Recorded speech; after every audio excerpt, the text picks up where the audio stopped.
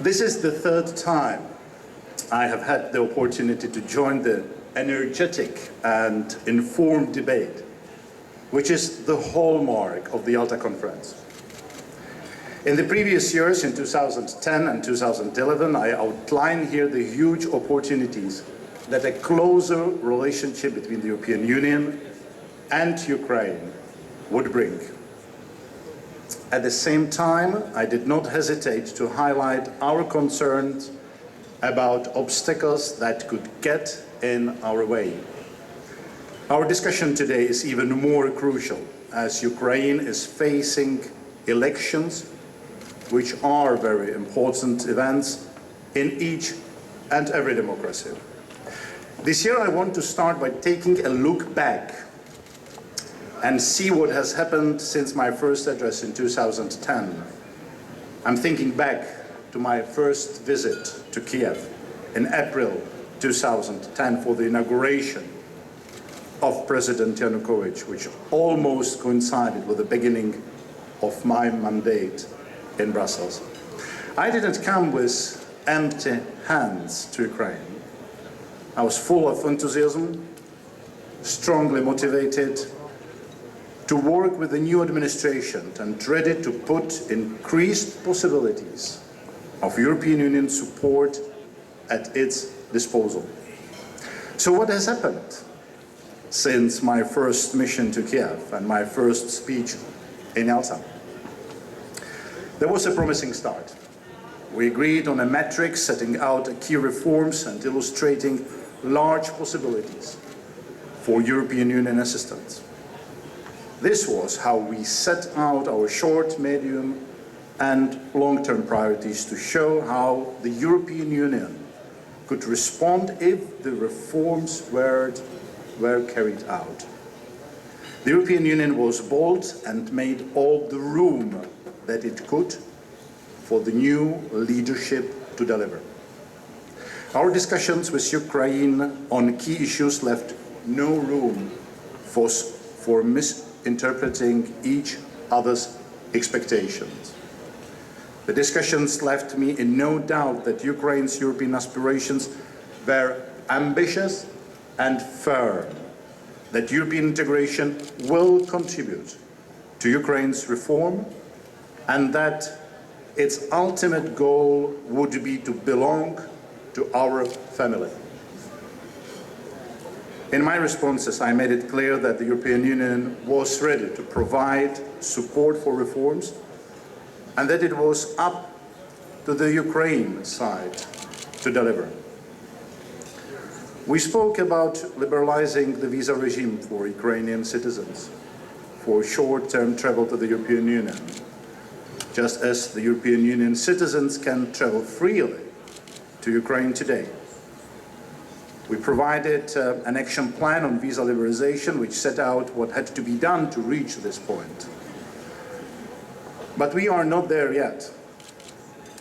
Ukraine is in the process of adopting legislation in a number of important areas, including biometrics, anti-corruption, and data protection. And we will monitor the effective implementation of these reforms, and we will assess if your recently adopted legislation on anti-discrimination meets the requirements.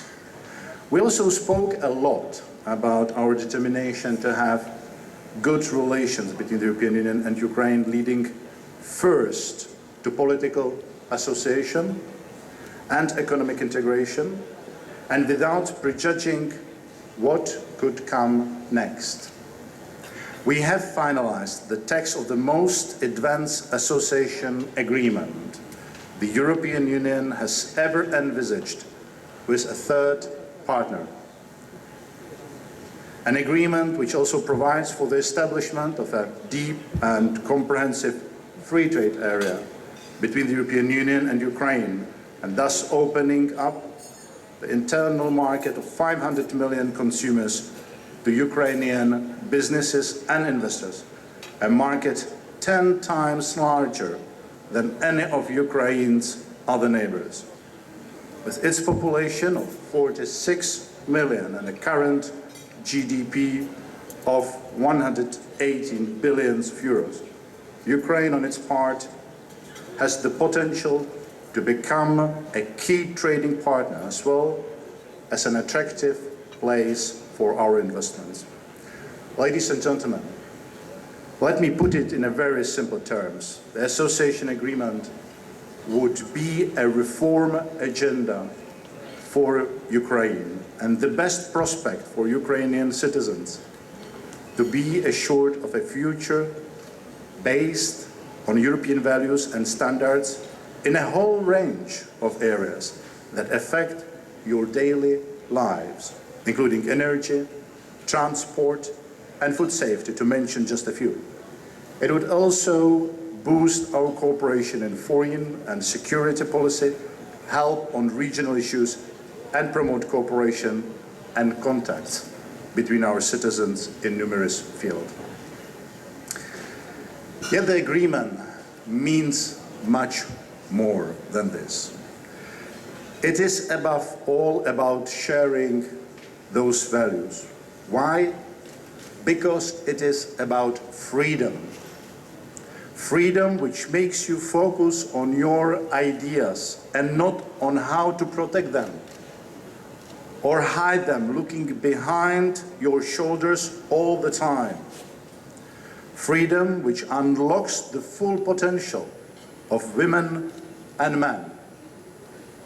It is them who will benefit thanks to the protective umbrella of high democratic standards and real guarantees for their rights and opportunities that the agreement offers.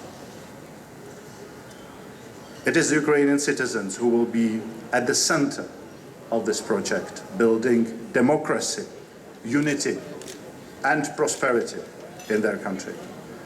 And I want to be clear, we want to sign and implement the association agreement, but we can only do it if we have a confirmation that our European values will be upheld and respected. Dear friends, I had a dream. I dreamt about seeing Ukraine deeply rooted amongst European Union democracies. I dreamt about the end of the division of Europe and its unification, transformation, and prosperity. I'm talking here about the most powerful foreign policy instrument of the European Union and the expression of its ultimate transformative power, the perspective for a country to succeed. The perspective for a country to use the magnet of the European Union to modernize, to transform, and to build more democracy in its own heart. So how can we make the dream a reality? Why only a dream? Why not move forward? In 2010, here in Yalta, I wanted to be sure that the message of the European Union was well heard and understood.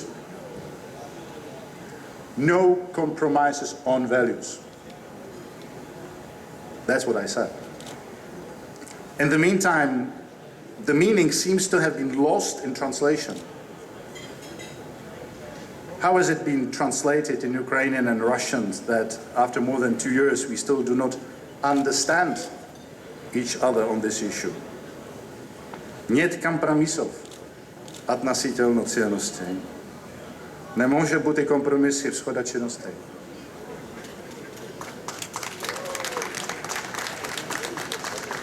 When talking about our relations, I think it is worth recalling that after the adoption of the Treaty of Lisbon, the European Union is a different type of animal.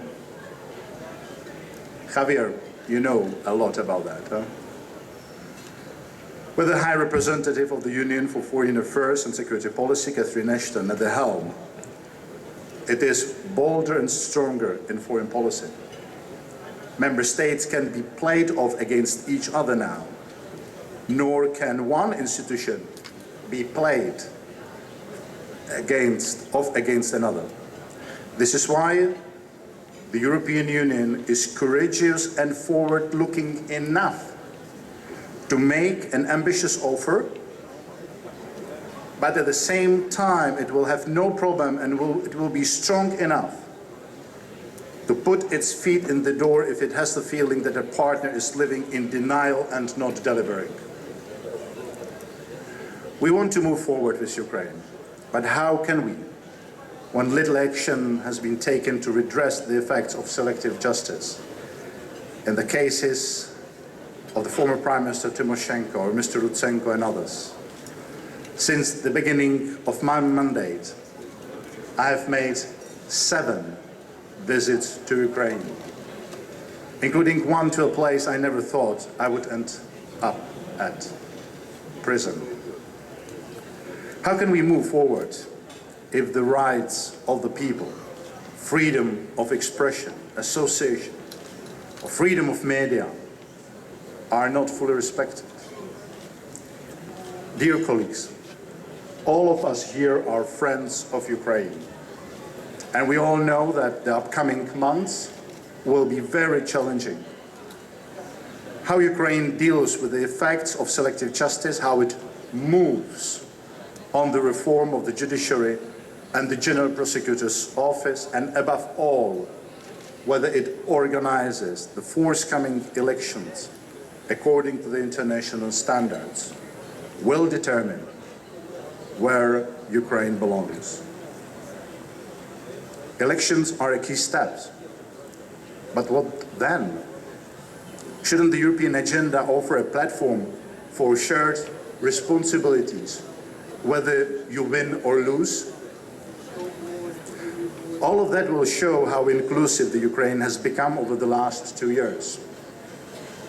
Are citizens enjoying more freedoms? Is media really free? Is the reform of judiciary delivering results? When I ask these questions, I don't want you to think that we are imposing the European Union on Ukraine. Not at all. We are about supporting Ukraine in her efforts to build rule of law within Ukraine first. No doubt, many of you have heard suggestions that there should be a pause in our relationship. But do the people of Ukraine really need a pause on new opportunities? I wonder myself, who is pausing? Ukraine on values? Or the European Union on its promises we made? I firmly believe that by strengthening its democracy, Ukraine can reach the point of no return on its European Union path. Sometimes I have the impression that there are others that see the point of no return as the point where they consolidate power among themselves. I couldn't disagree more.